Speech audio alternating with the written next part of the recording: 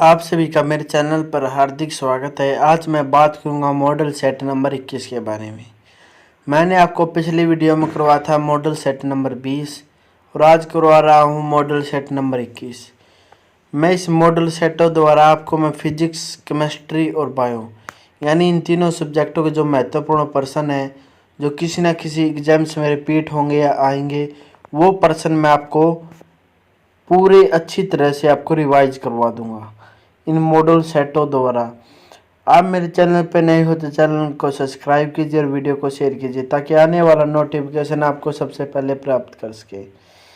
ज़्यादा समय नहीं लूँगा, मैं शुरू करता हूँ मॉडल सेट नंबर 21 और मैं ऐसे ही मॉडल सेट नंबर लाता रहूँगा और आप चैनल पर बने रहिए और चैनल को लाइक और सब्सक्राइब जरूर करें।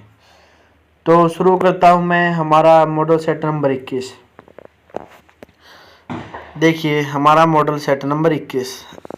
पहला प्रश्न क्या हमारा, टेस्ट ट्यूब बेबी का क्या अर्थ है। टेस्ट ट्यूब बेबी का क्या अर्थ है ये बताना भाई। ये है बायोलॉजी का प्रश्न। टेस्ट ट्यूब बेबी का अर्थ बताना। ये होता है पात्र निषेचन और फिर गर्भाशय में प्रतिरोपण। इसका मतलब क्या होता है, जो मेल होता है और फीमेल होती है, उनके मेल का तो लिया जाता है स्पर्म और फीमेल का लिया जाता है एग। इन दोनों को मिलाकर जो जाइगोट बनता है, दोनों को मिलाकर जो डिवीजन होते हैं जाइगोट बनता है, वो जाइगोट फिर फीमेल के अंदर फिर ट्रांसफ़र करके वहाँ पर इसे भेजा जाता है और वहाँ पर 9 महीने बाद एक यंग वंथ बेबी का जन्म होता है।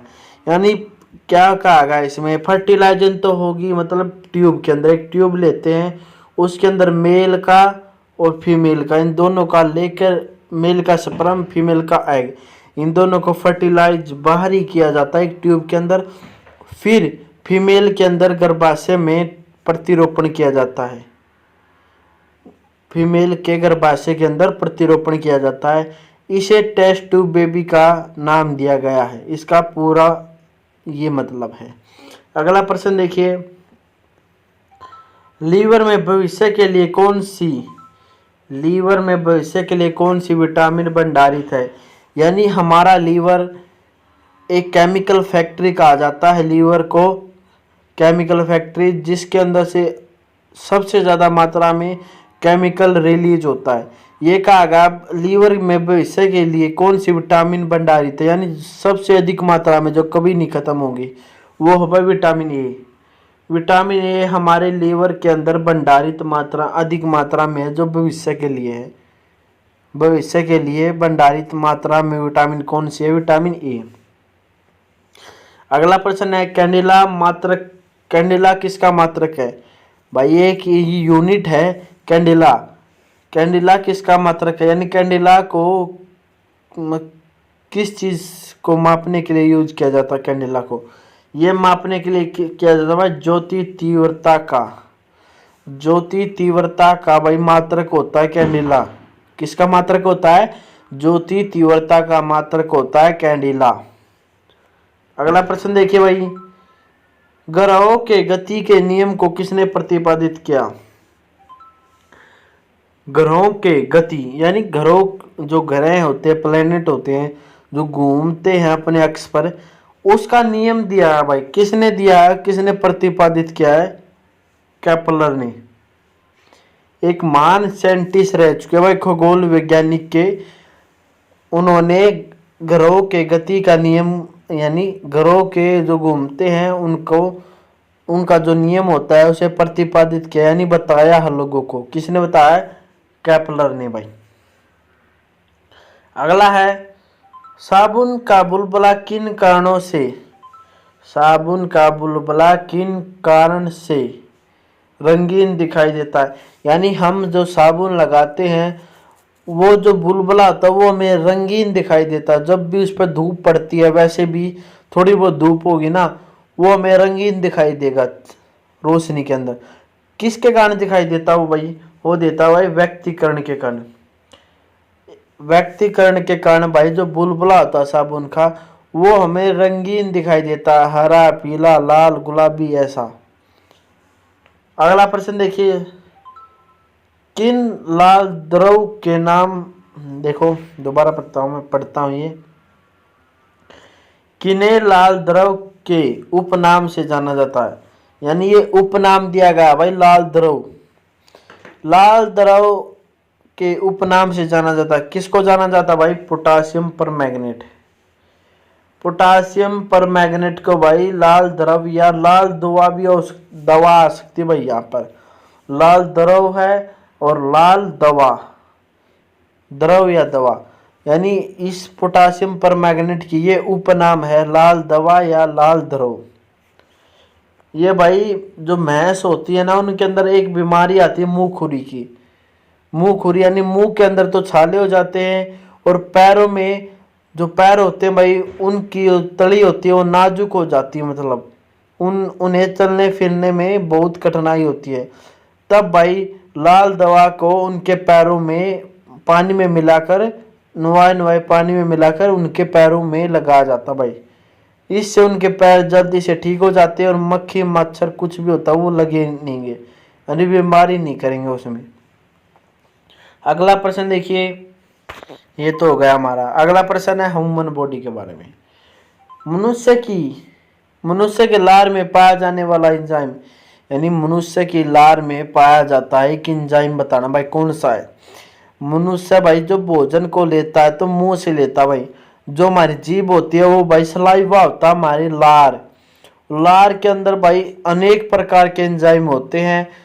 जो भोजन लेते हैं उसके अंदर जो बैक्टीरिया होता है, हार्मफुल एंजाइम होते हैं ना, उन्हें वे किल कर देते हैं। और भाई वो बताना एंजाइम कौन सा है जो लार के अंदर पाया जाता है भाई, टाइलिन। कौन सा है, टाइलिन। भाई वीडियो को लाइक और शेयर जरूर करो भाई, जो भी बच्चा तैयारी कर रहा है तो उन्हें इस वीडियो का लाभ मिल सके। लाइक और शेयर जरूर करो। टाइलिन भाई मनुष्य की लार में पाया जाने वाला एंजाइम है टाइलिन।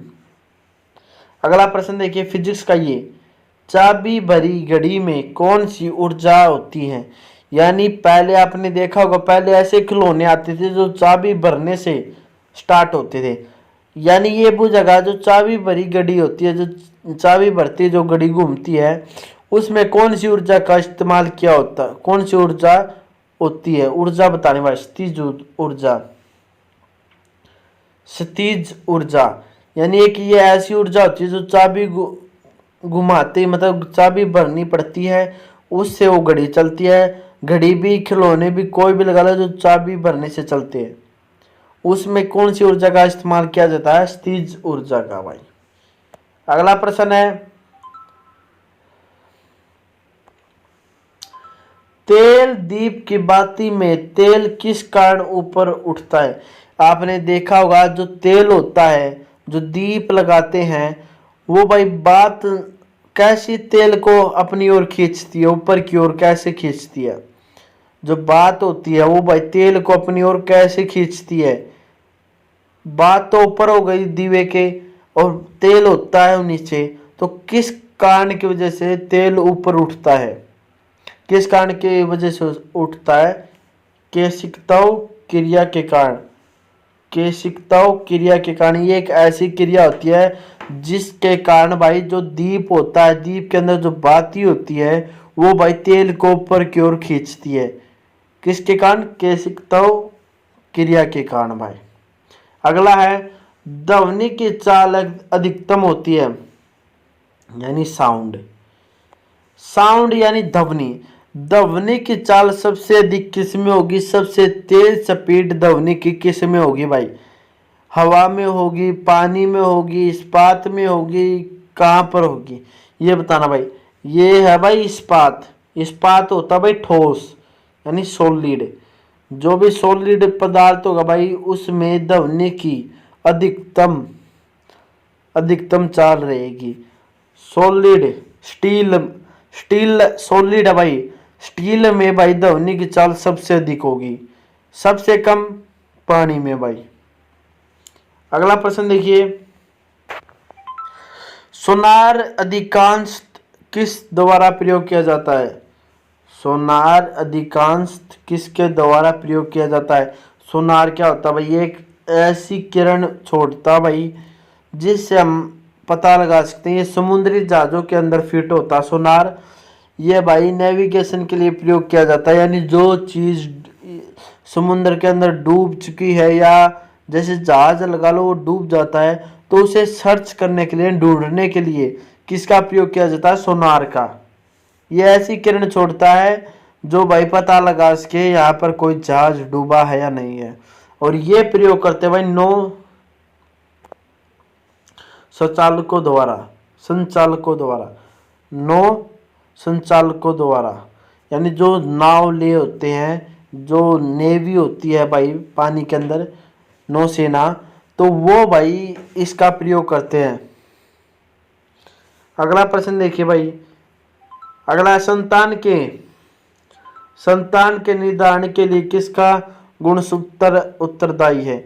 यानी हमें यह कैसे पता चलेगा भाई जो संतान है किसी फीमेल के अंदर वो भाई मेल या फीमेल है, यानी वो बेटा होगा या बेटी होगा, ये किस पर निर्धारित करता है भाई? ये करता है भाई पुरुष पे। पुरुष का जो क्रोमोसोम होता है, गुणसूत्र होता है, उसके अंदर एक्स और वाई होता है। वाई तो होता है भाई लड़के का और एक्स होता है लड़की का। और फीमेल के अंदर तो एक्स एक्स होता है भाई, वो तो मतलब निर्धारित नहीं कर सकती, निर्धारित सिर्फ मेल कर सकता है, यानी पुरुष। अगला प्रश्न देखिए। महासागरों में, ये आ गया भाई, देखो सोनार का वही प्रश्न देखो। महासागरों में डूबी हुई वस्तु की स्थिति जानने के लिए किस यंत्र का प्रयोग किया जाता है? मैंने आपको बताया था जो महासागरों में कोई भी वस्तु डूब जाती है, जहाज, तो उसे ढूंढने के लिए किस वस्तु का प्रयोग किया जाता है? यंत्र का। वो भाई यंत्र सोनार का प्रयोग किया जाता है भाई। ये भाई हर जहाजों के अंदर फिट होता है सोनार, ताकि कई बार क्या होता है भाई समुद्र के किनारे ज्यादा जहाज नहीं जा सकती, तो इससे क्या होता है कई बार ऊपरी पठार भी आ जाती है समुद्र के अंदर, तो उसे पता लगाने के लिए भाई आगे जाकर कोई पर्वत है या पठार है जिस पर हम टकरा सकते हैं, तो ये पहले ही बता देती है भाई। अगला प्रश्न देखिए। मस्तिष्क से संबंधित बीमारी निरूपण किसके द्वारा होता है? मस्तिष्क से संबंधित बीमारियों का निरूपण किसके द्वारा होता है? यानी जो मस्तिष्क के अंदर जो बीमारी होती है उन्हें किसके द्वारा पता लगाया जाता है भाई? मस्तिष्क के अंदर क्या बीमारी है? तो भाई ईईजी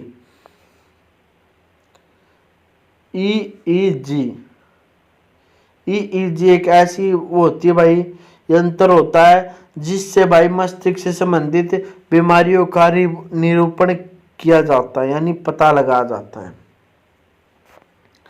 अगला प्रश्न देखिए भाई। अगला प्रश्न क्या है? शरीर में ऑक्सीजन की आपूर्ति किसके माध्यम से होती है? जो शरीर में भाई ऑक्सीजन होती है, ऑक्सीजन किसके माध्यम से आती है, या ऑक्सीजन किसके माध्यम से हमारे शरीर के जो पार्ट होते हैं, जितने पार्ट, हार्ट, लीवर, जितने भी होते हैं, उन तक कौन सी, यानी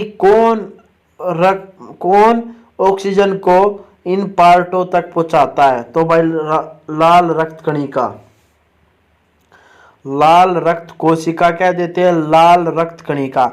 ये भाई ऑक्सीजन को बाइंड करके यानी पकड़ कर, ये भाई जितने भी ह्यूमन बॉडी के पार्ट होते हैं जहाँ पर ऑक्सीजन की जरूरत होती है वहाँ पर ये ले जाते हैं भाई।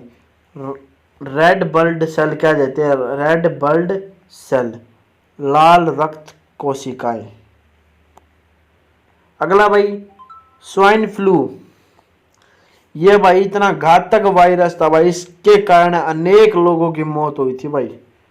स्वाइन फ्लू फैलाने वाला वायरस का नाम, स्वाइन फ्लू फैलाने वाले वायरस का नाम, यानी स्वाइन फ्लू किसके द्वारा होती है भाई ये बताना है। ये होती है भाई H1N1, H1N1 के द्वारा भाई स्वाइन फ्लू फैलती है। वायरस का नाम है H1N1। अगला है, लास्ट प्रश्न है भाई हमारा ये अब इस वीडियो का।